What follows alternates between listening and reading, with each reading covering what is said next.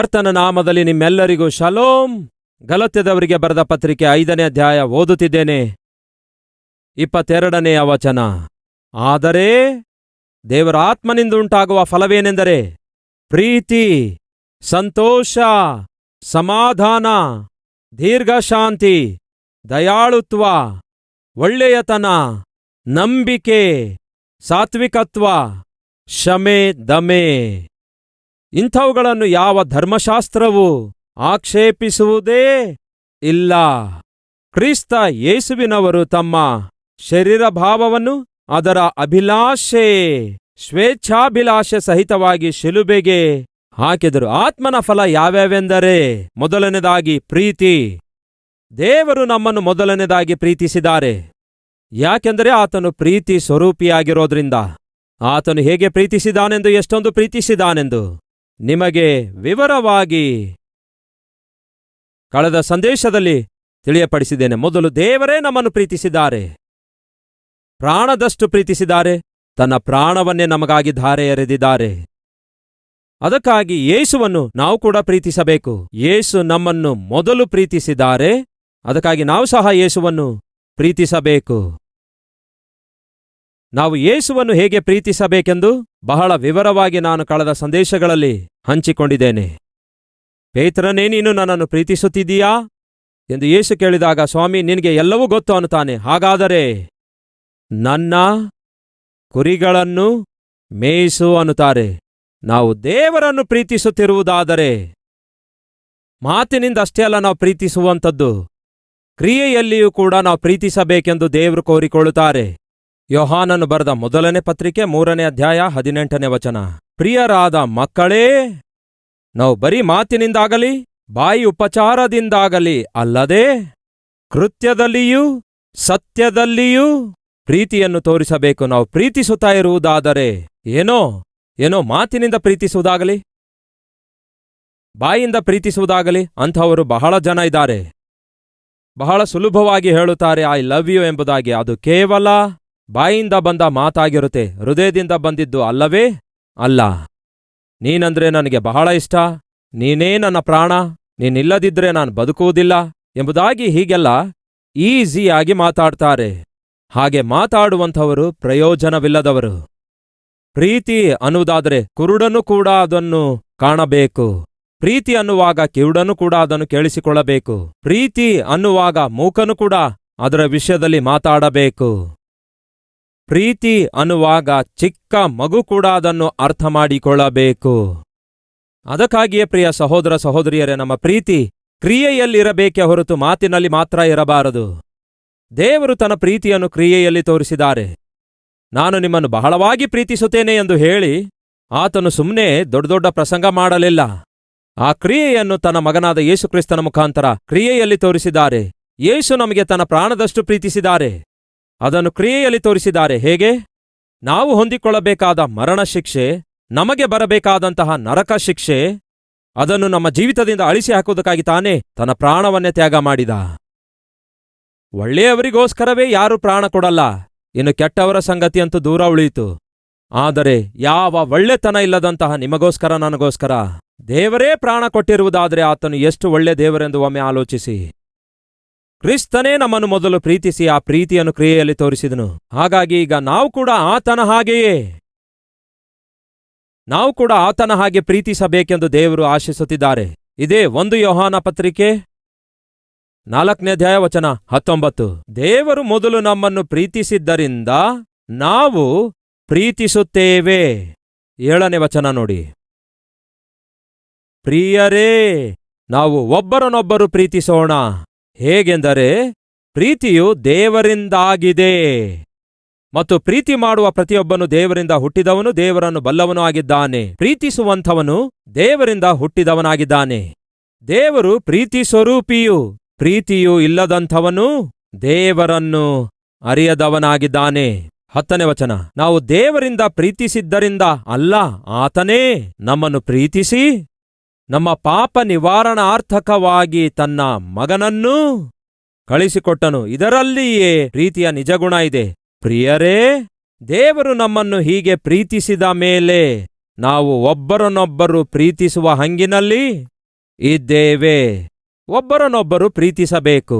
ಪೇತ್ರನೇ ನನ್ನನ್ನು ಪ್ರೀತಿಸ್ತಾ ಇದೆಯಾ? ಹೌದು ಸ್ವಾಮಿ, ನಿನಗೆ ಗೊತ್ತಲ್ಲವೇ ಅನ್ನುತ್ತಾನೆ. ಹಾಗಾದರೆ ನನ್ನ ಸಭೆಯನ್ನು ಕಾಯಬೇಕು. ಸತೀಶ್ ಕುಮಾರ್ ದೇವರನ್ನು ಪ್ರೀತಿಸುತ್ತಾ ಇದ್ದಾರಾ? ಹಾಗಾದರೆ ದೇವರ ಸಭೆಯನ್ನು ಸತೀಶ್ ಕುಮಾರ್ ಕೂಡ ಪ್ರೀತಿಸ್ತಾರೆ. ಆ ಸಭೆಯನ್ನು ಕಣ್ಣುಗುಡ್ಡೆಯಂತೆ ಕಾಪಾಡಿಕೊಳ್ತಾರೆ. ಆ ಸಭೆಯನ್ನು ವಾಕ್ಯದಿಂದ ಪೋಷಿಸುತ್ತಾರೆ.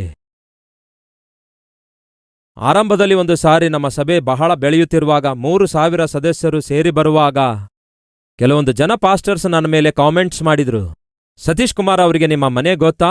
ಸತೀಶ್ ಕುಮಾರ್ ಅವರಿಗೆ ನಿಮ್ಮ ಮುಖ ಗುರುತು ಗೊತ್ತಾ? ಸತೀಶ್ ಕುಮಾರ್ ಅವರಿಗೆ ನಿಮ್ಮ ಅಡ್ರೆಸ್ ಗೊತ್ತಾ? ಒಂದು ವೇಳೆ ನೀವು ಅವರ ಸಭೆಗೆ ಹೋಗದಿದ್ದರೆ ಸತೀಶ್ ಕುಮಾರ್ ಅವರೇನಾದ್ರೂ ನಿಮಗೆ ಕರೆ ಮಾಡಿ ಕೇಳ್ತಾರಾ? ನಿಮ್ಮ ಮನೆಗೆ ಬಂದು ಭೇಟಿಯಾಗ್ತಾರಾ? ಯಾಕೆ ಸಭೆಗೆ ಬರಲಿಲ್ಲ ಎಂಬುದಾಗಿ ಕಂಡುಕೊಳ್ಳುತ್ತಾರೋ? ಸಾಧಾರಣವಾಗಿ ಅಷ್ಟು ಸಾವಿರಾರು ಜನ ಇರುವಾಗ ಸಭಿಕರ ಹೆಸರು ನೆನಪಿಟ್ಕೊಳ್ಳೋದು ಅಷ್ಟು ಸುಲಭ ಅಲ್ಲ. ಫೇಸ್ ನೆನಪಿನಲ್ಲಿಟ್ಕೊಳ್ಳೋದು ಸುಲಭ ಅಲ್ಲ. ದೇವರಿಗೆ ಕೇಳದೆ, ದೇವರೇ, ಹೌದು ಇದು ನಿಜವೇ? ಇದು ದೊಡ್ಡದಾದ ಸಭೆಯಲ್ಲವೋ? ಅವರ ಬರ್ತ್ಡೇಸ್ಗೆ ನಾನು ಹೋಗಿ ಅವರ ಮನೆಗಳಲ್ಲಿ ಬರ್ತ್ಡೇ ಕೇಕ್ ಕಟ್ ಮಾಡ್ಲಿಕ್ಕಾಗಲ್ಲ. ಇನ್ನೊಂದು ಕಡೆ ಟಿವಿ ಪ್ರೋಗ್ರಾಮ್ಸ್ ಮಾಡಬೇಕು. ಅದೇ ಸಮಯದಲ್ಲಿ ವಾರದಲ್ಲಿ 4 ದಿವಸ ಆ ದಿನಗಳಲ್ಲಿ ಕಲ್ವರಿ ಮಹಿಮೋತ್ಸವ ಕೂಟ ಏರ್ಪಡಿಸ್ತಾ ಇದ್ದೇವೆ. First week, second week, third weak. ಬಹಳ ವಿಸ್ತಾರವಾಗಿ ಸುವಾರ್ತೆ ಸಾರುತ್ತಾ ಇದ್ದೆವು. ವಿಸ್ತಾರವಾಗಿ ಟಿವಿ ಸೇವೆ ಮಾಡ್ತಿದ್ದೆವು. ವಿಸ್ತಾರವಾಗಿ ಆ ಕಾಲದಲ್ಲಿ ಕಲ್ವರಿ ಕಾಂತಿ ಮ್ಯಾಗಝೀನ್ ಅನ್ನು ಪ್ರಿಂಟ್ ಹಾಕ್ಸ್ತಿದ್ದೆವು. ಎಷ್ಟೋ ಪ್ರಯಾಣ ಮಾಡ್ತಿದ್ದೆವು. ವಿದೇಶಕ್ಕೆ ಹೋಗಿ ಸೇವೆ ಮಾಡ್ತಿದ್ದೆವು. ಇವೆಲ್ಲವುಗಳ ಮಧ್ಯೆ ಇದು ಮಾಡ್ಲಿಕ್ಕಾಗುತ್ತಾ? ಅದೇ ರೀತಿ ಒಬ್ಬ ಸೇವಕನಾಗಿ ಸಭಿಕರ ಬರ್ತ್ಡೇ ಸಮಯದಲ್ಲಿ ಅವರೊಂದಿಗೆ ಪಾಲ್ಗೊಳ್ಳುವಂಥದ್ದು ಅದು ನನ್ನ ಕರ್ತವ್ಯ ಆಗಿದೆ. ಆದರೆ ದೇವ್ರೇ, ಇದು ಹೇಗೆ ಸಾಧ್ಯ ಅಂದಾಗ ದೇವ್ರು ಮಾತಾಡಿ ಹೇಳಿದ್ರು, ನೀನು ಹೋಗ್ಲಿಕ್ಕಾಗದಿದ್ರು ಕನಿಷ್ಠ ಅವರ ಬರ್ತ್ಡೇಗೆ ಒಂದು ಕೇಕ್ ಆದ್ರೂ ಕಳಿಸು, ಅವರು ಸಂತೋಷಿಸುತ್ತಾರೆಂದು. ಆಗ 3,000 ಜನ ಅಷ್ಟೇ ಇದ್ರು. ಈಗ ಸುಮಾರು 3,00,000ಕ್ಕೂ ಅಧಿಕವಾಗಿದ್ದಾರೆ. ಆದರೆ ನಿಮಗೊಂದು ವಿಷಯ ಗೊತ್ತಾ? ಯಾರೇ ಆಗಲಿ, ನನ್ನ ಬರ್ತ್ಡೇ ಮುಂದ್ಬರುವ ಬುಧವಾರ ಇದೆ, ಗುರುವಾರ ಇದೆ, ಇದು ನನ್ನ ಅಡ್ರೆಸ್ ಆಗಿದೆ. ದಯವಿಟ್ಟು ನನ್ನ ಬರ್ತ್ಡೇ ಸಮಯದಲ್ಲಿ ನನ್ನ ಮನೆಗೆ ಕೇಕ್ ಅನ್ನು ಕಳಿಸಿಕೊಡಿರಿ ಎಂಬುದಾಗಿ ಅವರು ಅಡ್ರೆಸ್ ಕೊಡುವುದಾದರೆ ಖಚಿತವಾಗಿ ಅವರ ಮನೆಗೆ ನಾವು ಕೇಕ್ ಕಳಿಸುತ್ತೇವೆ. ಒಂದು ವೇಳೆ ನಿಮ್ಮ ಮನೆಗೆ ಕೇಕ್ ಕಳಿಸುವುದು ಕಷ್ಟವಾಗಿರುವುದಾದರೆ ನಮ್ಮ ಕಲ್ವರಿ ಟೆಂಪಲ್ನಲ್ಲಿಯೇ ಪ್ರತಿ ಸಂಡೇ ಕೇಕ್ ಡಿಸ್ಟ್ರಿಬ್ಯೂಷನ್ ಕೌಂಟರ್ ಇರುತ್ತೆ. ಪ್ರತಿ ಭಾನುವಾರ 100 ಜನರು ಆ ಕೌಂಟರ್ಗೆ ಹೋಗಿ, ಮುಂಬರುವ ವಾರ ನನ್ನ ಬರ್ತ್ಡೇ ಇದೆ ಬ್ರದರ್, ದೈವ ಸೇವಕರಾದ ಸತೀಶ್ ಕುಮಾರ್ ಅವರು ನನಗಾಗಿ ಕೇಕ್ ಸಿದ್ಧ ಮಾಡಿಟ್ಟಿದ್ದಾರಂತಲ್ಲ, ನನ್ನ ಕೇಕ್ ನಾನು ತಕೊಂಡು ಹೋಗ್ತೇನೆ ಎಂದು ಹೇಳಿದ್ರೆ ಉಚಿತವಾಗಿಯೇ ನಿಮಗೊಂದು ಒಳ್ಳೆ ಕೇಕ್ ಒದಗಿಸಿಕೊಡಲಾಗುತ್ತೆ.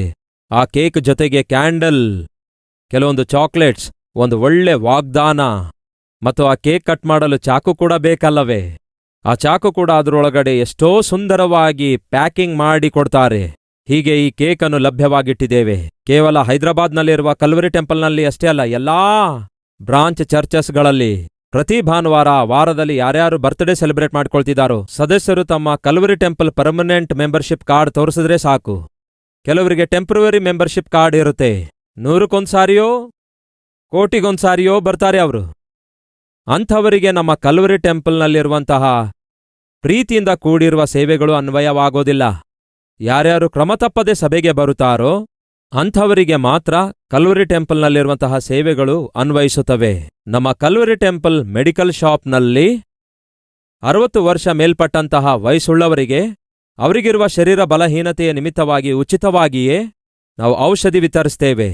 ತಂದೆಯೆಂದರ ಮೇಲೆ, ತಾಯಿಯೆಂದರ ಮೇಲೆ ಒಬ್ಬ ಮಗನಾಗಿ ನನಗಿರುವ ಜವಾಬ್ದಾರಿಕೆ ಏನೆಂದರೆ, ಅವರಿಗಿರುವ ಶರೀರ ಸಂಬಂಧವಾದ ಬಲಹೀನತೆಯಲ್ಲಿ ಕನಿಷ್ಠ ಔಷಧಿ ಖರೀದಿಸಲಾರದೆ ಎಷ್ಟೋ ಜನ ಬಳಲುತ್ತಾ ಇರುವುದರಿಂದ ಅವರ ಒಬ್ಬ ಮಗನಂತಿರುವ ನನ್ನ ಜವಾಬ್ದಾರಿಕೆ ಏನೆಂದರೆ, ನಾನು ಅವರ ಜೊತೆ ಮನೆಯಲ್ಲಿದ್ದು ಔಷಧಿ ಕೊಡಿಸದಿದ್ರೂ ಕೂಡ ಆ ಔಷಧಿಗಳನ್ನು ದೇವರ ಮನೆಯಲ್ಲಿ ವಿತರಿಸುವುದಾದರೆ ಆ ಔಷಧಿಗಳನ್ನು ಅವರು ಉಪಯೋಗಿಸಿ ಆರಾಮಾಗಿರ್ತಾರೆಂದು ಯೋಚಿಸಿ ಆ ಸೌಕರ್ಯವನ್ನಿಟ್ಟಿದ್ದೇವೆ.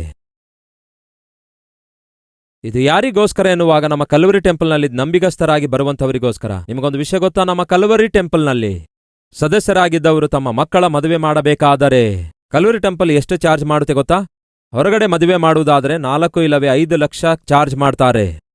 ನಿಮ್ಮ ಮಗನಿಗಾಗಲಿ ಮಗಳಿಗಾಗಲಿ ಮದುವೆ ಘನವಾಗಿ ಮಾಡಬೇಕಾದರೆ ಸ್ಟೇಜ್ ಆಗಿರ್ಬೋದು, ಚೇರ್ಸ್ ಆಗಿರ್ಬೋದು, PS ಸಿಸ್ಟಮ್ ಆಗಿರ್ಬೋದು, ಹಾಲ್ ಆಗಿರ್ಬೋದು, ಇವೆಲ್ಲ ಹೈದರಾಬಾದ್ ಅಂತಹ ಪಟ್ಟಣದಲ್ಲಿ ಚೆನ್ನಾಗಿ ಮಾಡಿಸಬೇಕಾದರೆ 4-5 ಲಕ್ಷ ಖರ್ಚಾಗುತ್ತೆ.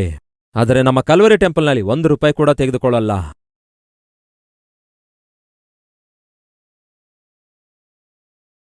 ಮದುವೆ ನಡೆಸಿಕೊಡುವ ಪಾಸ್ಟರ್ ಅವರು ಕೂಡ ₹1 ಕಾಣಿಕೆ ತಗೊಳ್ಳಲ್ಲ.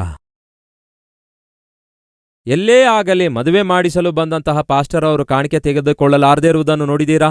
ಸಾಧಾರಣವಾಗಿ ನೋಡೋದಿಲ್ಲ. ಆದರೆ ನಮ್ಮ ಕಲ್ವರಿ ಟೆಂಪಲ್ನಲ್ಲಿರುವ ವಿಧಾನವೇನೆಂದರೆ, ಆ ಮದುವೆ ಮಾಡಿಕೊಳ್ಳುವ ಹುಡುಗಾಗಿರ್ಬೋದು ಹುಡುಗಿಯಾಗಿರ್ಬೋದು, ಅವರು ನಮ್ಮ ಮಕ್ಕಳಾಗಿದ್ದಾರೆ ಎಂದು ಭಾವಿಸ್ತೇವೆ. ನಮ್ಮ ಮಕ್ಕಳಿಗೆ ನಾವು ಮದುವೆ ಮಾಡುವಾಗ ನಾವು ಕಾಣಿಕೆ ತೆಗೆದುಕೊಳ್ಳುತ್ತೇವಾ? ಅದರಲ್ಲಿ ಅರ್ಥ ಇರಲ್ಲ. ಅದಕ್ಕಾಗಿಯೇ ನಮ್ಮ ಕಲ್ವರಿ ಟೆಂಪಲ್ ಒಂದು ಕುಟುಂಬವಾಗಿದೆ. ಅಮ್ಮಳಿಗಾಗಲಿ ಅಪ್ಪನಿಗಾಗಲಿ ಆರೋಗ್ಯ ಕೆಟ್ಟೋದ್ರೆ ಮಗನು ಏನ್ ಮಾಡ್ತಾನೆ ಹೇಳಿ? ಆ ಮಗನೇ ಔಷಧಿ ಖರೀದಿಸಿ ತಗೊಂಡೋಗ್ತಾನೆ. ಹಾಗಾಗಿ ನಾನೇನ್ ಮಾಡ್ತಿದ್ದೇನೆ? ಒಬ್ಬ ತಂದೆಗಾಗ್ಲಿ ತಾಯಿಗಾಗಲಿ ಆರೋಗ್ಯ ಕೆಟ್ಟೋದ್ರೆ ಸತೀಶ್ ಕುಮಾರ್ ಎಂಬ ಮಗನಾದ ನಾನೇನ್ ಮಾಡ್ತಿದ್ದೇನೆ? ಬೇರೆ ಕಡೆ ಔಷಧಿ ಖರೀದಿಸಿ ಅವರಿಗೆ ಉಚಿತವಾಗಿ ವಿತರಿಸ್ತಿದ್ದೇನೆ. ಇದೊಂದು ಕುಟುಂಬವಾಗಿದೆ. ಕೆಲವೊಂದು ಸಾರಿ ಅಕ್ಕಂದ್ಯರು, ತಮ್ಮಂದ್ಯರು, ಅಣ್ಣಂದ್ಯರು ಆರೋಗ್ಯ ಕೆಟ್ಟೋಗಿ ಬಳಲುತ್ತಾ ಇರುತ್ತಾರೆ. ತಮ್ಮಿಂದ ಸಾಧ್ಯವಾದಷ್ಟು ಔಷಧಿ ಕೊಂಡುಕೊಳ್ತಾರೆ. ಕೊಂಡುಕೊಳ್ಳಲಿಕ್ಕಾಗದೇ ಇರುವಾಗ ಒಬ್ಬ ಅಣ್ಣನೋ ತಮ್ಮನೋ ಅವರಿಗೆ ಸ್ವಲ್ಪ ಸಹಾಯ ಮಾಡ್ತಾರೆ. ಅದನ್ನೇ ನಾನು ಕೂಡ ಮಾಡ್ತಿದ್ದೇನೆ. ನಮ್ಮ ಸಭೆಯಲ್ಲಿರುವಂತಹ ಅಕ್ಕಂದ್ಯರು, ತಂಗಿಯಂದಿರು, ಅಣ್ಣಂದ್ಯರು, ತಮ್ಮಂದ್ಯರು ಅನಾರೋಗ್ಯ ಹಾದು ಹೋಗುತ್ತಿರುವಾಗ ನಿಮ್ಮಿಂದ ಆದಷ್ಟು ಔಷಧ ಕೊಂಡುಕೊಳ್ರಿ, ನಿಮ್ಮಿಂದ ಆಗದೇ ಇರುವ ಔಷಧಿ ನಾನು ಕೊಡಿಸುತ್ತೇನೆ ಅನ್ನುತ್ತೇನೆ. ಹಾಗಾಗಿ ಏನ್ ಮಾಡಿದ್ದೇನೆ ಗೊತ್ತಾ? ನೀವು ಅರ್ಧ ದುಡ್ಡು ಕೊಡ್ರಿ, ನಾನು ಅರ್ಧ ದುಡ್ಡು ಕೊಡ್ತೇನೆ ಎಂದು ಹೇಳಿದೆ. ಅದಕ್ಕಾಗಿ ಅರ್ಧ ದರದಲ್ಲಿಯೇ ನಮ್ಮ ಮೆಡಿಕಲ್ ಶಾಪ್ನಲ್ಲಿ ಔಷಧಿಗಳನ್ನು ಏರ್ಪಡಿಸಿಟ್ಟಿದ್ದೇವೆ. ಭಾನುವಾರ ಬಂದಾಗ ಯಾರಾದರೂ ಅನಾರೋಗ್ಯಕ್ಕೊಳಗಾಗಿ ಸಭೆಗೆ ಬಂದರೂ ಕೂಡ ದೇವರನ್ನು ಆರಾಧಿಸಿದ ನಂತರ ಹಿಂತಿರುಗಿ ಹೋಗುವಾಗ ಡಾಕ್ಟರ್ಸ್ ಅವರಿಗೆ ಭೇಟಿಯಾಗಿರಿ. ಉಚಿತವಾಗಿ ಅವರು ನಿಮಗೆ ಪರೀಕ್ಷಿಸ್ತಾರೆ. ಅಷ್ಟೇ ಅಲ್ಲ, ಅವರು ಬರೆದಿರುವ ಔಷಧಿಗಳು ಉಚಿತವಾಗಿಯೇ ನೀವು ತಕೊಂಡು ಹೋಗಬಹುದು. ಉದಾಹರಣೆಗೆ, ಒಂದು ವೇಳೆ ನಿಮ್ಮ ಮಗನೇ ಡಾಕ್ಟರ್ ಆಗಿದ್ದಾನೆ ಅಂದ್ಕೊಳ್ಳಿ, ನಿಮ್ಮ ಮಗನ ಹಾಸ್ಪಿಟಲ್ಗೆ ನೀವು ಹೋಗಿದ್ದೀರಿ ಅಂದ್ಕೊಳ್ಳಿ. ಆ ಮಗನು ನಿಮ್ಮ ಹತ್ರ ದುಡ್ಡು ತೆಗೆದುಕೊಳ್ತಾನಾ? ನಿಮಗೆ ಚಿಕಿತ್ಸೆ ಕೊಡಿಸಿದಕ್ಕಾಗಿ ದುಡ್ಡು ತಗೊಳ್ತಾನಾ? ತಗೊಳ್ಳೋದಿಲ್ಲ. ಔಷಧಿಗಾಗಿ ದುಡ್ಡು ತಗೊಳ್ತಾನಾ? ತಗೊಳ್ಳಲ್ಲ. ಅದನ್ನೇ ಅಲ್ಲವೋ ಸತೀಶ್ ಕುಮಾರಾದ ನಾನು ಮಾಡ್ತಿರೋದು. ಭಾನುವಾರ ನಮ್ಮ ಕಲ್ವರಿ ಟೆಂಪಲ್ ಆರಾಧನೆಗೆ ಬರುವುದಾದ್ರೆ, ನಂತರ ನಮ್ಮ ಕಲ್ವರಿ ಟೆಂಪಲ್ ಹಾಸ್ಪಿಟಲ್ಗೆ ಹೋಗುವುದಾದ್ರೆ ಅವರು ಉಚಿತವಾಗಿಯೇ ಚಿಕಿತ್ಸೆ ಕೊಡ್ತಾರೆ. ಅವರು ಬರೆದುಕೊಟ್ಟ ಔಷಧಿಗಳನ್ನು ಕೂಡ ಉಚಿತವಾಗಿಯೇ ನಿಮಗೆ ಕೊಡ್ತಾರೆ. ಇದಕ್ಕೆ ಕಾರಣವೇನು? ನಾವೆಲ್ಲರೂ ಒಂದು ಕುಟುಂಬವಾಗಿದ್ದೇವೆ. ಸೋಮವಾರದಿಂದ ಶನಿವಾರದವರೆಗೂ ಬೇರೆ ಇತರರೆಲ್ಲರೂ ಬಂದು ಚಿಕಿತ್ಸೆ ಪಡೆಯಲು ಅವಕಾಶ ಇರುತ್ತೆ. ಅದೇ ಸಮಯದಲ್ಲಿ ಕೇಳಿ, ಹಾಸ್ಪಿಟಲ್ ಚಿಕಿತ್ಸೆ ಎಲ್ಲ ಉಚಿತ ಮಾಡಿದ್ರೆ ಚೆನ್ನಾಗಿರುತ್ತೆ ಅಲ್ಲವೇ ಅನ್ನೋದಾದ್ರೆ ಯಸ್, ನನಗೆ ಆಸೆ ಇದೆ. ನೀವು ಉಚಿತವಾಗಿ ನೋಡುವ ಡಾಕ್ಟರ್ಸ್ ಅನ್ನು ಕಳಿಸಿರಿ. ನಿಜ, ಕರೆಂಟ್ ಉಚಿತವಾಗಿಯೇ ಸಿಗುತ್ತೋ? ಔಷಧಿ ಉಚಿತವಾಗಿ ಸಿಗುತ್ತವೋ? ಡಾಕ್ಟರ್ಸ್ ಉಚಿತವಾಗಿ ಬರುತ್ತಾರೋ? ಬರಲ್ಲ. ಹಾಗಾಗಿ ಏನ್ ಮಾಡ್ತಿದ್ದೇವೆ? ಕೇವಲ ನಿಮ್ಮ ಟ್ರೀಟ್ಮೆಂಟಿಗೆ ಎಷ್ಟು ಖರ್ಚಾಗುತ್ತದೆಯೋ ಅಷ್ಟೇ ಚಾರ್ಜ್ ಮಾಡ್ತಿದ್ದೇವೆ.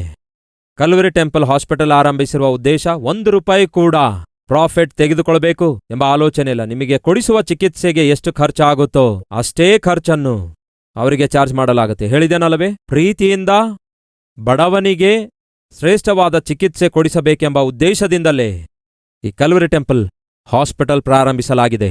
ಡಾಕ್ಟರ್ಸ್ಗಳು ಫ್ರೀಯಾಗಿ ಬರೋದಿಲ್ಲ. ಒಳ್ಳೆ ಡಾಕ್ಟರ್ ಬೇಕಾದ್ರೆ ಒಳ್ಳೆ ಸಂಬಳ ಕೊಟ್ರೇನೆ ಅವರು ಬರ್ತಾರೆ. ನರ್ಸಸ್ ಕೂಡ ಫ್ರೀಯಾಗಿ ಬಂದ್ ಕೆಲಸ ಮಾಡಲ್ಲ, ಅವರಿಗೂ ಕೂಡ ಕುಟುಂಬ ಇದೆ. ಮಷಿನ್ಸ್ ಯಾವ ಕೂಡ ಫ್ರೀಯಾಗಿ ಸಿಗೋದಿಲ್ಲ, ಅವುಗಳನ್ನು ಕೂಡ ದುಡ್ಡು ಕೊಟ್ಟು ಕೊಂಡ್ಕೊಳ್ಬೇಕು. ಹಾಗಾಗಿ ನಮ್ಮ ಹಾಸ್ಪಿಟಲ್ ಮೇಂಟೆನೆನ್ಸ್ಗೋಸ್ಕರವೇ ನಾವು ಚಾರ್ಜ್ ಮಾಡ್ತಿದ್ದೇವೆ. ದೇವರನ್ನು ಪ್ರೀತಿಸ್ತಿದ್ದೇವೆ. ನಾವು ದೇವರ ಮಕ್ಕಳಾಗಿರುವುದರಿಂದ ಒಬ್ಬರನ್ನೊಬ್ಬರು ಪ್ರೀತಿಸಬೇಕಾದದ್ದರಿಂದ ಸಭಾಪಾಲಕನಾಗಿ ನಾನು ನಿಮ್ಮನ್ನು ಪ್ರೀತಿಸಬೇಕು, ನೀವು ನನ್ನನ್ನು ಪ್ರೀತಿಸಬೇಕು. ನಮ್ಮ ಮಧ್ಯೆ ಯಾರಿಗೇ ಯಾವುದೇ ಕಷ್ಟ ಬಂದ್ರೂ ಕೂಡ ನಾವು ಪ್ರಾರ್ಥನೆ ಮಾಡಬೇಕು, ಕೈಲಾದ ಸಹಾಯವನ್ನು ಕೂಡ ಮಾಡಬೇಕು. ಅದಕ್ಕೋಸ್ಕರವೇ ನಮ್ಮ ಕಲ್ವರಿ ಟೆಂಪಲ್ನಲ್ಲಿ ನೀವು ಯಾವ ಮೂಲೆಯಲ್ಲಿ ನೋಡಿದ್ರೂ ಕೂಡ ಪ್ರೀತಿ ಸ್ಪಷ್ಟವಾಗಿ ಕಾಣಿಸುತ್ತೆ. ದೇವರು ಪ್ರೀತಿ ಸ್ವರೂಪಿಯಾಗಿದ್ದಾರೆ. ದೇವರ ಸಭೆಯೂ ಕೂಡ ದೇವರ ಪ್ರೀತಿಯಿಂದ ತುಂಬಿಕೊಂಡದಾಗಿರಬೇಕು. ಬೆಳಗಿನ ಜಾವ 5:05 ಗಂಟೆಗೆ ನೀವು ಒಳಗಡೆ ಬರುವಾಗ ನಿಮಗೆ ಟೀ ಕೊಟ್ಟಿದ್ದಾರಲ್ಲವೋ? ಟೀ ಕುಡಿದವ್ರು ಯಾರಾದ್ರೂ ಇದ್ದೀರಾ? ಕೈ ತೋರಿಸ್ತೀರಾ? ನಿಮ್ಗರ್ಥವಾಯ್ತಾ ಯಾಕೆ ನಿಮ್ಗೆ ಟೀ ಕೊಟ್ಟಿದ್ದಾರೆ? ಯಾವುದೇ ಸಭೆಗೆ ಹೋಗುವಾಗ ನಿಮ್ಗೆ ಟೀ ಕೊಟ್ಟ ದಾಖಲೆ ಇವೆಯಾ? ಯಾರಾದ್ರೂ ಕೊಟ್ಟಿದ್ದಾರಾ? ಆದರೆ ನಾನ್ಯಾಕೆ ಏರ್ಪಡಿಸಿದ್ದೇನೆ ಗೊತ್ತಾ? ನೀವು 4 ಗಂಟೆಗೆ ಎದ್ದು ಅವಸರದಿಂದ ಓಡೋಡಿ ಬರ್ತೀರಿ. 8:30ವರೆಗೂ ಸಭೆಯೊಳಗಡೆ ಇರ್ತೀರಿ. 3-4 ಅವರ್ಸ್ ಹೊಟ್ಟೆ ಖಾಲಿ ಇರುತ್ತೆ. ಸ್ವಲ್ಪ ಟೀ ಹೊಟ್ಟೆ ಒಳಗಡೆ ಹೋಗುವುದಾದರೆ ಸ್ವಲ್ಪ ರಿಫ್ರೆಶ್ ಆಗಿರುತ್ತೆ. ಯಾಕೆಂದರೆ ಬಹಳ ವರ್ಷಗಳವರೆಗೂ ನಾನು ಆಹಾರ ತಿಂಡಿ ಇಲ್ಲದೆ ಟೀ ಕುಡ್ದೇ ಬದುಕಿದ್ದೇನೆ. ಆ ಟೀ ಬೆಲೆ ಏನೆಂದು ನನಗೆ ಗೊತ್ತು. ನಿಮಗೆ ಒಂದು ವಿಷಯ ಗೊತ್ತಾ? ನಿಮ್ಮ ಮಕ್ಕಳಿಗೆ ಸಂಡೇ ಸ್ಕೂಲ್ಗಾಗಿ ಕಳಿಸ್ತಾ ಇದ್ದೀರಾ? ಮಕ್ಕಳಿಗೆ ನೀವು ಸಾಧಾರಣವಾಗಿ ಮನೆಯಲ್ಲಿ ಏನ್ ಮಾಡ್ತೀರಿ ಹೇಳಿ? ಚೆನ್ನಾಗಿ ಹಾರ್ಲಿಕ್ಸ್ ಆಗ್ಲಿ, ಬೂಸ್ಟ್ ಆಗ್ಲಿ, ಬೋರ್ವಿಟಾ ಆಗ್ಲಿ ಕೊಡ್ತೀರಿ. ಕಾರಣ ಮಕ್ಕಳಿಗೆ ಬಹಳ ಪ್ರೀತಿಸುತ್ತೀರಿ. ನಿಮ್ಮ ಮಕ್ಕಳಿಗೆ ನೀವಷ್ಟೇ ಅಲ್ಲ, ನಾನು ಪ್ರೀತಿಸ್ತಿದ್ದೇನೆ. ಅದಕ್ಕಾಗಿಯೇ ನೀವು ಕಲ್ವರಿ ಟೆಂಪಲ್ ಸಂಡೇ ಸ್ಕೂಲ್ಗೆ ನಿಮ್ಮ ಮಕ್ಕಳಿಗೆ ಕಳಿಸುವಾಗ ನಿಮ್ಗೆ ಗೊತ್ತಿದೆಯೋ ಇಲ್ಲವೋ, ಅವರಿಗೆ ಹಲವಾರು ಡ್ರಿಂಕ್ಸ್ಗಳಲ್ಲಿವೆ. ಬೋರ್ವಿಟಾ, ಬೂಸ್ಟ್, ಡಿಫರೆಂಟ್ ಫ್ಲೇವರ್ಸ್ಗಳಿಂದ ಕೂಡಿದಂತಹ ಹಾಲಿನಿಂದ ತಯಾರು ಮಾಡಿದ ಡ್ರಿಂಕ್ಸ್ ಅವರಿಗೋಸ್ಕರ ಲಭ್ಯ ಮಾಡಿಟ್ಟಿದ್ದೇವೆ. ಕಾರಣ ಗೊತ್ತಾ? ಅವರು ನಿಮ್ಮ ಮಕ್ಕಳಷ್ಟೇ ಅಲ್ಲ, ದೇವರು ನನಗೆ ಕೊಟ್ಟಂತಹ ಮಕ್ಕಳೆಂದು ನಾನು ಭಾವಿಸುತ್ತಿದ್ದೇನೆ. ಪ್ರಿಯ ಸಹೋದರ ಸಹೋದರಿಯರೇ, ದೇವರು ನಮ್ಮನ್ನು ಪ್ರೀತಿಸಿದ ಕಾರಣವೇನೆಂದರೆ ನಾವು ದೇವರನ್ನು ಪ್ರೀತಿಸುತ್ತೇವೆಂದು ಮತ್ತು ದೇವರ ಹಾಗೆಯೇ ಪ್ರೀತಿಸುತ್ತೇವೆಂದು. ಅದಕ್ಕಾಗಿಯೇ ನಮ್ಮ ಕಲ್ವರಿ ಟೆಂಪಲ್ ದೇವರ ಪ್ರೀತಿಗೆ ಒಂದು ನಿದರ್ಶನವಾಗಿದೆ. ಮೊದಲನೇದಾಗಿ ಯೇಸು ನಮ್ಮನ್ನು ಪ್ರೀತಿಸಿದ್ದಾರೆ. ಆ ಪ್ರಭು ಯೇಸುವನ್ನು ನಾವು ಪ್ರೀತಿಸಬೇಕು. ಮೂರನೇದಾಗಿ ಪ್ರಭು ಯೇಸುವಿನ ಸಹವಾಸವನ್ನು ಪ್ರೀತಿಸಬೇಕು. ಪ್ರಭು ಯೇಸುವಿನ ಸಹವಾಸವನ್ನು ನಾವು ಪ್ರೀತಿಸಬೇಕು. ಪ್ರಭು ಯೇಸುವಿನೊಂದಿಗಿನ ಸಹವಾಸ ಅಂದರೆ ಪ್ರಭು ಯೇಸುವಿನೊಂದಿಗೆ ಸೇರಿ ನಿವಾಸಿಸುವಂಥದ್ದು, ಪ್ರಭು ಯೇಸುವಿನ ಸನ್ನಿಧಿಯಲ್ಲಿ ಪ್ರಾರ್ಥಿಸುವಂಥದ್ದಾಗಿದೆ. ಈ ದಿನ ಪ್ರತಿಯೊಬ್ಬರೂ ಅಭ್ಯಾಸ ಮಾಡಿಕೊಳ್ಳಬೇಕಾದದ್ದೇನೆಂದರೆ, ವೈಯಕ್ತಿಕವಾಗಿ ನೀವು ಪ್ರಭು ಯೇಸುವಿನೊಂದಿಗೆ ಸಹವಾಸದಲ್ಲಿರಬೇಕು. ಕೇವಲ ಸಭೆಯೊಂದಿಗಿನ ಸಹವಾಸ ಅಷ್ಟೇ ಅಲ್ಲ, ಇದು ಸಭೆಯಾಗಿ ಕೂಡಿ ಬರುವ ಸಮಯ ಅಷ್ಟೇ. ಇದು ಸಭೆಯಾಗಿ ಕೂಡಿ ಬರುವ ಸಹವಾಸ ಅನ್ನುತ್ತೇವೆ, ಆದರೆ ನಾವು ಪ್ರಭು ಯೇಸುವಿನೊಂದಿಗೆ ಸಹವಾಸ ಉಳ್ಳವರಾಗಿರಬೇಕು. ಎಕ್ಸಾಂಪಲ್, ನಾನು ರಕ್ಷಿಸಲ್ಪಟ್ಟ ಆರಂಭದಲ್ಲಿ ನನಗಿರುವ ಒಂದು ಆಳವಾದ ಆಸೆ ಏನೆಂದರೆ, ಸ್ಕೂಲ್ ಮುಗಿದಾದ ನಂತರ ನಾನು ಹೋಗಿ ಯೇಸುವಿನೊಂದಿಗೆ ಸಮಯ ಕಳೆಯಬೇಕು, ಯೇಸುವಿನ ಸನ್ನಿಧಿಯಲ್ಲಿ ಸಮಯ ಕಳೆಯಬೇಕು ಎಂದು ಬಹಳ ಆಸೆ ಪಡ್ತಾ ಇದ್ದೆ. ಅಷ್ಟಕ್ಕೂ ಯಾವ ವಯಸ್ಸಲ್ಲಿ? 12 ವರ್ಷ ವಯಸ್ಸಲ್ಲಿ. ಸ್ಕೂಲ್ನಿಂದ ಮನೆಗೆ ಬರೋದೇ ತಡ, ತಕ್ಷಣ ಪುಸ್ತಕಗಳೆಲ್ಲ ಪಕ್ಕಕ್ಕಿಡ್ತಿದ್ದೆ, ಬೈಬಲ್ ತೆಗೆದುಕೊಳ್ತಾ ಇದ್ದೆ, ನಮ್ಮ ಮನೆಯ ಒಂದು ಮೂಲೆಯಲ್ಲಿ ಏಕಾಂತವಾಗಿ ಪ್ರಾರ್ಥಿಸುತ್ತಿದ್ದೆ. ಕೆಲವು ಸಂದರ್ಭಗಳಲ್ಲಿ ಏಕಾಂತವಾಗಿ ಪ್ರಾರ್ಥಿಸಲು ನನ್ನಿಂದ ಆಗದೇ ಇರುವಾಗ ಹೊಲಕ್ಕೆ ಹೋಗಿ ಹೊಲದಲ್ಲಿ ಅಲ್ಲಿ ಸ್ವಲ್ಪ ಕಟ್ಟೆ ತರ ಒಂದು ಸ್ಥಳ ಇರುತ್ತೆ ಅಲ್ಲವೋ, ಅಲ್ಲಿ ಮೊಳಕಾಲೂರಿ ಬಹಳ ಹೊತ್ತು ಪ್ರಾರ್ಥನೆ ಮಾಡ್ತಾ ಇದ್ದೆ. ಯಾಕೆಂದರೆ ನಿಮ್ಮೊಳಗೆ ಯೇಸು ಪ್ರವೇಶಿಸಿರುವುದಾದರೆ ನಿಮ್ಮ ಹೃದಯಕ್ಕೆ ಆ ಯೇಸುವಿನೊಂದಿಗೆ ಸಮಯ ಕಳೆಯಬೇಕು ಕಳೆಯಬೇಕು ಕಳೆಯಬೇಕು ಅನಿಸುತ್ತಾ ಇರುತ್ತೆ. ನೀವು ನಿಜವಾಗ್ಲೂ ಯೇಸುವನ್ನು ಪ್ರೀತಿಸುವುದಾದರೆ ಆ ಪ್ರೀತಿ ಏನ್ ಮಾಡುತ್ತೆ ಗೊತ್ತಾ? ಯೇಸುವಿನೊಂದಿಗೆ ನೀವು ಸಮಯ ಕಳೆಯಬೇಕು ಎಂಬ ಆಸೆ ಹುಟ್ಟಿಸುತ್ತೆ. ಒಂದು ಹುಡುಗ ಒಂದು ಹುಡುಗಿ ಪ್ರೀತಿಯಲ್ಲಿ ಬಿದ್ದಿದ್ದಾರೆ ಅಂದ್ಕೊಳ್ಳಿ, ಅವರು ಸಾಧಾರಣವಾಗಿ ಏನ್ ಮಾಡ್ತಾರೆ ಹೇಳಿ? ಯಾವಾಗ ನೋಡಿದ್ರು ಇಬ್ರು ಸೇರಿ ಮಾತಾಡಿಕೊಳ್ತಾ ಇರ್ತಾರೆ, ಎಲ್ಲಿ ನೋಡಿದ್ರು ಕೂಡ ಭೇಟಿಯಾಗಿ ಮಾತಾಡ್ತಾ ಇರ್ತಾರೆ. ನಾನು ಕಾಲೇಜಿನಲ್ಲಿರುವ ದಿನಗಳಲ್ಲಿ ಒಂದು ಹುಡುಗ ಹುಡುಗಿ ಪ್ರೀತಿಸ್ತಾ ಇದ್ರು. ಎಲ್ಲರೂ ಟಿಫಿನ್ ಮಾಡ್ತಾ ಇದ್ರೆ ಅವರು ಮಾತ್ರ ಒಂದು ಮರದ ಕೆಳಗೆ ಹೋಗಿ ಏನೇನೋ ಹರಟೆ ಹೊಡೆಯುತ್ತಾ ಕೂತ್ಕೊಳ್ತಿದ್ರು. ಮಧ್ಯಾಹ್ನದ ಊಟ ನಾವು ಮಾಡ್ತಾ ಇದ್ರೆ ಮತ್ತೆ ಅವರಿಬ್ರು ಆ ಮರದ ಕೆಳಗಡೆ ಕೂತ್ಕೊಂಡು ಒಂದೇ ಸಮನೆ ಹರಟೆ ಹೊಡೆಯುತ್ತಾ ಇದ್ರು. ರಾತ್ರಿ ನಾವು ಡಿನ್ನರ್ ಮಾಡ್ತಾ ಇದ್ರೆ ಮತ್ತೆ ಅವರಿಬ್ರು ಹೋಗಿ ಹರಟೆ ಹೊಡೆಯುತ್ತಾ ಇದ್ರು. ರಾತ್ರಿ ಊಟದ ನಂತರ ನಾವು ಸ್ವಲ್ಪ ರಿಲ್ಯಾಕ್ಸ್ ಆಗಿ ಟಿವಿ ಹಾಲಲ್ಲಿ ಕೂತ್ಕೊಂಡ್ರೆ ಅಥವಾ ಆಡಿಟೋರಿಯಂ ಅಲ್ಲಿ ಆಟ ಆಡ್ತಾ ಇದ್ರೆ ಇವರಿಬ್ರು ಮೂಲೆಯಲ್ಲಿ ಕೂತ್ಕೊಂಡು ಹರಟೆ ಹೊಡೆಯುತ್ತಾ ಇದ್ರು. ಕಾರಣ ಏನೆಂದು ಹೇಳ್ತೇನೆ ಕೇಳಿ. ಒಬ್ಬರನ್ನೊಬ್ಬರು ಪ್ರೀತಿಸುತ್ತಾ ಇರುವುದಾದರೆ ಅವರು ಒಬ್ಬರಿಗೊಬ್ಬರು ಮಾತಾಡಿಕೊಳ್ಳಬೇಕು ಎಂದು ಆಶಿಸುತ್ತಾರೆ. ಒಬ್ಬರ ಸನ್ನಿಧಿ ಇನ್ನೊಬ್ಬರು ಕೋರಿಕೊಳ್ತಾರೆ. ಬೇರೆ ಪ್ರಪಂಚವೇ ಅವರಿಗಿರಲ್ಲ. ಒಂದು ದಿನ ಒಬ್ಬ ಮಗ ತನ್ನ ಡ್ಯಾಡಿ ಬಳಿಗೆ ಬಂದು, ಡ್ಯಾಡಿ, ನಾನು ಒಂದು ಹುಡುಗಿಗೆ ಪ್ರೀತಿ ಮಾಡ್ತಾ ಇದ್ದೇನೆ ಡ್ಯಾಡಿ. ಆ ಹುಡುಗಿ ಅಂದ್ರೆ ನನಗೆ ಪ್ರಾಣ ಡ್ಯಾಡಿ ಎಂದು ಹೇಳ್ದ. ಅವಳೇ ನನ್ನ ಪ್ರಾಣ, ಅವಳಿಗೆ ಅಷ್ಟು ಪ್ರೀತಿಸ್ತಾ ಇದ್ದೇನೆ ಅನ್ನುತ್ತಾ ಇದೆಯಾ, ಅದಕ್ಕೆ ಗ್ಯಾರಂಟಿ ಏನೆಂದು ಕೇಳ್ದ. ಏನಿಲ್ಲ ಡ್ಯಾಡಿ, ಆ ಹುಡುಗಿಗೆ ಎಷ್ಟು ಪ್ರೀತಿ ಮಾಡ್ತಾ ಇದ್ದೇನೆ ಗೊತ್ತಾ? ನಾನು ಆ ಹುಡುಗಿ ಸೇರಿ ಇಬ್ರು ಮರದ ಕೆಳಗೆ ಕೂತಿದ್ದೆವು. ಆ ಹುಡುಗಿಯೊಂದಿಗೆ ನಾನು ಮಾತಾಡ್ತಾ ಇದ್ದೆ. ಆ ಹುಡುಗಿಯೊಂದಿಗೆ ಮಾತಾಡ್ತಾ ಇರುವಾಗ ಹೊತ್ತು ಹೇಗೆ ಕಳೀತು ಗೊತ್ತಾಗ್ಲಿಲ್ಲ. ಅದೇ ಸಮಯದಲ್ಲಿ ನನ್ನ 2 ಕಾಲು ಇರುವೆ ಹೊತ್ತಿನ ಮೇಲಿದೆ ಎಂದು ಗೊತ್ತಿಲ್ಲ. ಯಾವ ಹೊತ್ತಿನ ಮೇಲೆ? ಇವನು ಕಾಲು ಚಾಚಿದಾಗ 2 ಪಾದಗಳು ಇರುವೆಯ ಹೊತ್ತಿನ ಮೇಲಿತ್ತಂತೆ. ಆಯ್ತು ಸರಿ, ಇರುವೆ ಹೊತ್ತಿನ ಮೇಲಿದ್ರೆ ಏನಾಯ್ತು ಅನ್ನುತ್ತೀಯ ಡ್ಯಾಡಿ? ಆ ಎಲ್ಲಾ ಇರುವೆ ನನ್ನ ಕಾಲ್ ಕಡ್ದು. ಹೌದು, ಮತ್ತೆ ಕಡ್ದ್ರೆ ಏನಾಯ್ತು? ನನಗೆ ಗೊತ್ತೇ ಆಗ್ಲಿಲ್ಲ ಡ್ಯಾಡಿ. ಏನಂದ? ಅವನಿಗೆ ಗೊತ್ತೇ ಆಗ್ಲಿಲ್ಲಂತೆ. ಅಂದರೆ ಇರುವೆ ಕಡಿಯುತ್ತಾ ಇದ್ರೂ ಕೂಡ ಇವನು ಹುಡುಗಿಯ ಮಾತಲ್ಲಿ ಬಿದ್ದು, ಅಂದರೆ ಆ ಇರುವೆ ಕಡ್ದಿರುವ ಸಂಗತಿ ಕೂಡ ಇವನಿಗೆ ಗೊತ್ತಾಗ್ಲಿಲ್ಲಂತೆ. ಅದಕ್ಕೆ ಡ್ಯಾಡಿ ನನಗೆ ಅರ್ಥವಾಯಿತು. ಏನ್ ಅರ್ಥವಾಯಿತು? ಪ್ರೀತಿಸುವಾಗ ಯಾವ ಕಷ್ಟ ಬಂದ್ರೂ ಕೂಡ ನಮಗೆ ಗೊತ್ತಾಗುವುದೇ ಇಲ್ಲ ಅಂದ. ಅದೇ ರೀತಿಯಾಗಿ ನೀವು ಕೂಡ ನಿಜವಾಗ್ಲೂ ಯೇಸುವನ್ನು ಪ್ರೀತಿಸುವುದಾದರೆ ಆತನ ಸನ್ನಿಧಿಗೆ ನೀವು ಬರುವ ಪ್ರಕ್ರಿಯೆಯಲ್ಲಿ ಯಾವುದೇ ಕಷ್ಟ ನಿಮಗೆ ಬಂದರೂ ಕೂಡ ಅದು ನಿಮಗೆ ಗೊತ್ತಾಗುವುದೇ ಇಲ್ಲ ಪ್ರಿಯರೇ. ಅದು ಮಳೆ ಆಗಿರ್ಬೋದು, ವ್ಯಾಧಿ ಆಗಿರ್ಬೋದು, ಆರ್ಥಿಕ ಸಮಸ್ಯೆ ಆಗಿರ್ಬೋದು, ಬೇರೆ ಏನೇ ಆಗಿರ್ಬೋದು, ನೀವು ನಿಜವಾಗ್ಲೂ ದೇವರನ್ನು ಪ್ರೀತಿಸುವುದಾದರೆ ನೀವು ಆತನ ಸನ್ನಿಧಿಗೆ ಬರುವುದಕ್ಕಾಗಿ, ಆತನೊಂದಿಗೆ ಸೇರಿ ಪ್ರಾರ್ಥನೆ ಮಾಡುವುದಕ್ಕಾಗಿ ಯಾವುದೊಂದು ಕೂಡ ನಿಮಗೆ ಅಡೆತಡೆಯಾಗಿ ಬರಲ್ಲ ಎಂದು ಮರೆಯಬೇಡಿ. ಯೇಸು ಕ್ರಿಸ್ತನು ಬಹಳ ಬ್ಯುಸಿಯಾಗಿದ್ದು ಸೇವೆ ಮಾಡ್ತಾ ಇದ್ರು. ಆದರೆ ರಾತ್ರಿ ಆದ ಕೂಡಲೇ ಏನ್ ಮಾಡ್ತಾ ಇದ್ರು? ಬನ್ನಿ ನೋಡೋಣ.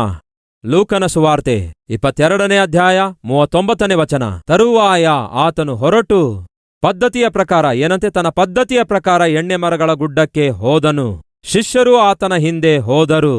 ಆ ಸ್ಥಳಕ್ಕೆ ಬಂದಾಗ ನೀವು ಶೋಧನೆಗೆ ಒಳಗಾಗದಂತೆ ಪ್ರಾರ್ಥಿಸಿರಿ ಎಂದು ಹೇಳಿದನು. ಆಮೇಲೆ ಆತನು ಅವರನ್ನು ಬಿಟ್ಟು ಕಲ್ಲೆಸೆಯುವಷ್ಟು ದೂರ ಹೋಗಿ ಮೊಳಕಾಲೂರಿ ತಂದೆಗೆ ಪ್ರಾರ್ಥನೆ ಮಾಡಿದನು. ರಾತ್ರಿ ಆದ ಕೂಡಲೇ ಎಣ್ಣೆ ಮರಗಳ ಗುಡ್ಡಕ್ಕೆ ಹೋಗುವಂಥದ್ದು ಪ್ರಾರ್ಥಿಸುವುದು ಯೇಸುವಿನ ಅಭ್ಯಾಸ ಆಗಿತ್ತು. ಇದೇ ಲೂಕ 21:37 ವಚನ. ಆತನು ಪ್ರತಿದಿನ ಹಗಲು ದೇವಾಲಯದಲ್ಲಿ ಉಪದೇಶ ಮಾಡುತ್ತಾ ರಾತ್ರಿ ವೇಳೆಯಲ್ಲಿ ಎಣ್ಣೆ ಮರಗಳ ತೋಪು ಅನಿಸಿಕೊಳ್ಳುವ ಗುಡ್ಡಕ್ಕೆ ಹೋಗಿ ಇಳುಕೊಳ್ಳುತ್ತಾ ಇದ್ದನು. ಇಲ್ಲಿ ಏನು ಅರ್ಥ ಆಗುತ್ತೆ ನಿಮಗೆ? ಆತನು ಪ್ರತಿದಿನ ದಿನದಲ್ಲಿ ವಾಕ್ಯೋಪದೇಶ ಮಾಡ್ತಾ ಇದ್ರು, ರಾತ್ರಿ ವೇಳೆಯಲ್ಲಿ ಎಣ್ಣೆ ಮರಗಳ ಗುಡ್ಡಕ್ಕೆ ಹೋಗಿ ಪ್ರಾರ್ಥನೆ ಮಾಡುತ್ತಾ ಇದ್ರು. ಮಾರ್ಕನ ಸುವಾರ್ತೆ 1ನೇ ಅಧ್ಯಾಯ 35ನೇ ವಚನ. ಆತನು ಮುಂಜಾನೆಯಲ್ಲಿ ಎದ್ದು ಇನ್ನೂ ಬಹಳ ಮೊಬ್ಬಾಗಿರುವಾಗಲೇ ಆತನು ಹೊರಟು ಹೋಗಿ ಅಡವಿಯ ಸ್ಥಳಕ್ಕೆ ಹೋಗಿ ಅಲ್ಲಿ ದೇವರಿಗೆ ಪ್ರಾರ್ಥನೆಯನ್ನು ಮಾಡುತ್ತಾ ಇದ್ದನು. ಯೇಸು ಕ್ರಿಸ್ತನು ಈ ಭೂಮಿಯ ಮೇಲೆ ಬಹು ಬಲವಾಗಿ ಉಪಯೋಗ ಆಗುತ್ತಿರುವ ದಿನಮಾನಗಳಲ್ಲಿ, ಬಹು ಬ್ಯುಸಿಯಾಗಿರುವಂತಹ ದಿನಮಾನಗಳಲ್ಲಿ ಆತನು ತನ್ನ ದಿನವನ್ನು ದೇವರೊಂದಿಗೆ ಪ್ರಾರಂಭಿಸಿದನು. ಉದಯ ಕಾಲದಲ್ಲಿಯೇ ಎದ್ದು ದೇವರಿಗೆ ಪ್ರಾರ್ಥನೆ ಮಾಡುತ್ತಾ ಇದ್ದನು. ಮುಂಜಾನೆಯಲ್ಲಿ ಎದ್ದು ಇನ್ನೂ ಮೊಬ್ಬಾಗಿರುವಾಗಲೇ ಅಡವಿಯ ಸ್ಥಳಕ್ಕೆ ಹೋಗಿ ಅಲ್ಲಿ ದೇವರನ್ನು ಪ್ರಾರ್ಥಿಸಿದನು ಅಂತಿಲ್ಲ, ಪ್ರಾರ್ಥಿಸುತ್ತಾ ಇದ್ದನು ಅಂತ ಇದೆ. ಯೇಸು ಕ್ರಿಸ್ತನು ತನ್ನ ತಂದೆಗೆ ಬಹಳವಾಗಿ ಪ್ರೀತಿಸಿದ್ರು. ಅದನ್ನು ಹೇಗೆ ನಿರೂಪಿಸಿದ್ರು? ತಂದೆಯೊಂದಿಗೆ ಹೆಚ್ಚು ಸಮಯ ಮಾತಾಡುವುದರ ಮೂಲಕ. ಉದಯ ಕಾಲದಲ್ಲಿ ತನ್ನ ದಿನವನ್ನು ಪ್ರಾರ್ಥನೆಯಿಂದ ಪ್ರಾರಂಭಿಸುತ್ತಾರೆ. ರಾತ್ರಿ ಆದ ನಂತರ ತನ್ನ ದಿನವನ್ನು ಪ್ರಾರ್ಥನೆಯಿಂದಲೇ ಮುಗಿಸುತ್ತಾರೆ. ಉದಯ ಕಾಲದಲ್ಲಿ ಅಡವಿಯ ಸ್ಥಳಕ್ಕೆ ಹೋಗಿ ಪ್ರಾರ್ಥನೆ ಮಾಡುತ್ತಾ ಇದ್ರು. ರಾತ್ರಿ ವೇಳೆಯಲ್ಲಿ ಎಣ್ಣೆ ಮರಗಳ ಗುಡ್ಡಕ್ಕೆ ಹೋಗಿ ಪ್ರಾರ್ಥನೆ ಮಾಡುತ್ತಾ ಇದ್ರು. ಸಹೋದರ ಸಹೋದರಿಯರೇ, ನಾವು ದೇವರನ್ನು ಪ್ರೀತಿಸುತ್ತಿರುವುದಾದರೆ, ಪ್ರಭು ಯೇಸುವನ್ನು ಪ್ರೀತಿಸುವುದಾದರೆ, ಪ್ರಭು ಯೇಸುವಿನ ಸಹವಾಸವನ್ನು ಕೂಡ ಪ್ರೀತಿಸ್ತೇವೆ. ಯಾರನ್ನು ನಾವು ಹೆಚ್ಚು ಪ್ರೀತಿಸುತ್ತೇವೋ ಅವರೊಂದಿಗೆ ಹೆಚ್ಚು ಸಮಯ ಕಳೆಯಬೇಕು ಎಂದು ಆಶಿಸುತ್ತೇವೆ. ನಾವು ದೇವರನ್ನು ಬಹಳವಾಗಿ ಪ್ರೀತಿಸುವುದಾದರೆ ಆತನೊಂದಿಗೆ ಹೆಚ್ಚು ಸಮಯ ಕಳೆಯುವ ಪ್ರಯತ್ನ ಮಾಡುತ್ತೇವೆ. ನಮಗೆ ಯಾರನ್ನು ಕಂಡ್ರೆ ಆಗೋದಿಲ್ಲವೋ, ನಮಗೆ ಯಾರು ಇಷ್ಟ ಆಗಿರೋದಿಲ್ಲವೋ, ಯಾರ ಮೇಲೆ ನಮಗೆ ವೈರತ್ವ ಇರುತ್ತೋ ಅವರ ಮುಖ ನೋಡಲು ಕೂಡ ನಾವು ಇಷ್ಟಪಡಲ್ಲ. ಅವರು ಮಾತಾಡಿದ್ರೂ ಇಷ್ಟಪಡಲ್ಲ. ಅವರು ನಮ್ಮ ಪಕ್ಕದಲ್ಲಿದ್ರೂ ಕೂಡ ಮಾತಾಡಲ್ಲ. ಯಾಕೆಂದ್ರೆ ಅವರನ್ನು ಕಂಡ್ರೆ ನಮಗಾಗೋದಿಲ್ಲ. ಅವ್ರು ಮಾತಾಡುವಾಗ ತಿರುಗಿ ಮಾತಾಡುವ ಮನಸ್ಸಾಗಲ್ಲ. ಒಂದು ವೇಳೆ ನಾವು ಮಾತಾಡಿದ್ರೆ ಅವರಿಗಿಷ್ಟ ಇರಲ್ಲ, ಯಾಕೆಂದ್ರೆ ಅವರಿಗಿಷ್ಟ ಇಲ್ಲದ್ದರಿಂದ. ಇಲ್ಲಿ ಏನು ಅರ್ಥ ಆಗುತ್ತೆ? ಯಾರು ನಮಗೆ ಇಷ್ಟ ಇರುವುದಿಲ್ಲವೋ, ಯಾರನ್ನು ಕಂಡ್ರೆ ನಮಗಾಗೋದಿಲ್ಲವೋ ಅವರೊಂದಿಗೆ ಮಾತಾಡುವುದು ನಮಗೆ ಸ್ವಲ್ಪವೂ ಇಷ್ಟ ಇರಲ್ಲ. ಆದರೆ ದಯವಿಟ್ಟು ಕೇಳಿ, ಈ ದಿನ ನಮ್ಮಲ್ಲಿ ಬಹಳ ಜನರಿಗೆ ದೇವರೊಂದಿಗೆ ಮಾತಾಡುವಂಥದ್ದು ಬಹಳ ಕಷ್ಟಕರವಾಗಿದೆ. ಯಾವ ಕೆಲಸ ಬೇಕಾದ್ರೂ ಮಾಡ್ತೀರಿ, ಯಾರೊಂದಿಗೆ ಬೇಕಾದ್ರೂ ಮಾತಾಡ್ತೀರಿ, ದೇವರೊಂದಿಗೆ ಮಾತ್ರ ಮಾತಾಡಲ್ಲ. ದೇವರ ಸನ್ನಿಧಿಯಲ್ಲಿ ಮೊಳಕಾಲೂರೋದಿಲ್ಲ. 10 ನಿಮಿಷ ಕೂಡ ದೇವರೊಂದಿಗೆ ಮಾತಾಡುತ್ತಾ ಇಲ್ಲ. ದಯವಿಟ್ಟು ಅರ್ಥ ಮಾಡಿಕೊಳ್ಳಿ, ನಿಮ್ಮ ಹೃದಯದೊಳಗೆ ಪ್ರಾರ್ಥಿಸಬೇಕೆಂಬ ಆಸೆ ಇದ್ರೂ ಕೂಡ ನಿಮ್ಮ ಶರೀರ ಮಾತ್ರ ದೇವರಿಗೆ ವ್ಯತಿರೇಕವಾಗಿದೆ. ಅದಕ್ಕಾಗಿಯೇ ನೀವು ಮಾತಾಡ್ಲಿಕ್ಕಾಗ್ತಿಲ್ಲ. ನೀವು ಯಾರನ್ನು ಪ್ರೀತಿಸುತ್ತೀರೋ ಅವರೊಂದಿಗೆ ಹೆಚ್ಚಾಗಿ ಮಾತಾಡುತ್ತೀರಿ. ಯಾರನ್ನು ಪ್ರೀತಿಸುತ್ತೀರೋ ಅವರೊಂದಿಗೆ ಹೆಚ್ಚು ಸಮಯ ಕಳೆಯುವ ಪ್ರಯತ್ನ ಮಾಡುತ್ತೀರಿ. ಅದೇ ವಾಸ್ತವ. ಯಾರನ್ನು ನೀವು ಇಷ್ಟಪಡೋದಿಲ್ಲವೋ ಅವರೊಂದಿಗೆ ಮಾತಾಡಲು ಇಷ್ಟಪಡೋದಿಲ್ಲ, ಅವರ ಸಮೀಪಕ್ಕೆ ಹೋಗಲು ಇಷ್ಟಪಡಲ್ಲ, ಅವರೊಂದಿಗೆ ಕೂತ್ಕೊಳ್ಳಲು ಇಷ್ಟಪಡಲ್ಲ, ಅವರೊಂದಿಗೆ ಕಾಲ ಕಳೆಯಲು ಇಷ್ಟಪಡಲ್ಲ. ಈ ದಿನ ನಮ್ಮಲ್ಲಿ ಬಹಳಷ್ಟು ಜನರಿಗೆ ಯಾಕೆ ದೇವರ ಸನ್ನಿಧಿಯಲ್ಲಿ ಮೊಳಕಾಲೂರ್ಲಿಕ್ಕಾಗ್ತಾ ಇಲ್ಲ? ಯಾಕೆ ದೇವರ ಸನ್ನಿಧಿಯಲ್ಲಿ ಮೊಳಕಾಲೂರಿ ಪ್ರಾರ್ಥನೆ ಮಾಡ್ಲಿಕ್ಕಾಗ್ತಾ ಇಲ್ಲ? ಯಾಕೆ ದೇವರ ಸನ್ನಿಧಿಯಲ್ಲಿ 5 ನಿಮಿಷ ಮೊಳಕಾಲೂರಿದ್ರೆ 1 ಗಂಟೆಯಂತೆ ಭಾವಿಸುತ್ತಿದ್ದೀರಿ? 10 ನಿಮಿಷ ಪ್ರಾರ್ಥನೆ ಮಾಡಿ ಯಾಕೆ ಯಾವಾಗ್ಲೂ ಟೈಮ್ ನೋಡ್ಕೊಳ್ತಾ ಇದ್ದೀರಿ? ಅದಕ್ಕೆ ಕಾರಣ ಹೇಳಂತೀರಾ? ವಾಸ್ತವದಲ್ಲಿ ನಿಮಗೆ ದೇವರಂದ್ರೆ ಇಷ್ಟ ಇಲ್ಲ. ತೋರ್ವಿಕೆಗೆ ಹೇಳ್ತಾ ಇದ್ದೀರಿ ದೇವರಂದ್ರೆ ನನಗಿಷ್ಟ, ಯೇಸು ಅಂದ್ರೆ ನನಗೆ ಬಹಳ ಇಷ್ಟ ಎಂಬುದಾಗಿ. ಅದೆಲ್ಲ ಸುಳ್ಳು ಮಾತು.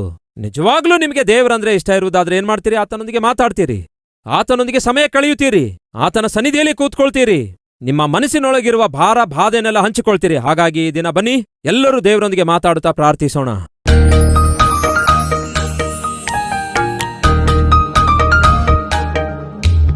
ಮಹಾಪರಿಶುದ್ಧನಾದ ಪ್ರೀತಿಯುಳ್ಳ ತಂದೆಯೇ, ನೀವು ನಮಗೋಸ್ಕರ ಶಿಲುಬೆಯಲ್ಲಿ ಪ್ರಾಣವನ್ನೇ ಕೊಟ್ಟಿದ್ದೀರಿ. ನಿಮ್ಮ ರಕ್ತವನ್ನು ಸುರಿಸಿದ್ದೀರಿ.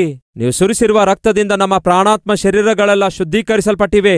ಇಗೋ ದೇವರೇ, ಅಂಗಾಲು ಮೊದಲುಗೊಂಡು ನಡುನತ್ತಿಯವರೆಗೂ ನನ್ನನ್ನು ನಮ್ಮೆಲ್ಲರನ್ನು ಸಂಪೂರ್ಣವಾಗಿ ನಿಮ್ಮ ರಕ್ತದಲ್ಲಿ ತೊಳೆದು ಶುದ್ಧೀಕರಿಸಿ ನಿಮ್ಮ ನಾಮ ಮಹಿಮೆಗೋಸ್ಕರ ನಾವು ದೇವರೇ ಜೀವಿತ ಕಾಲವೆಲ್ಲ ಬದುಕುವಂತೆ ಸಹಾಯ ಮಾಡಿರಿ.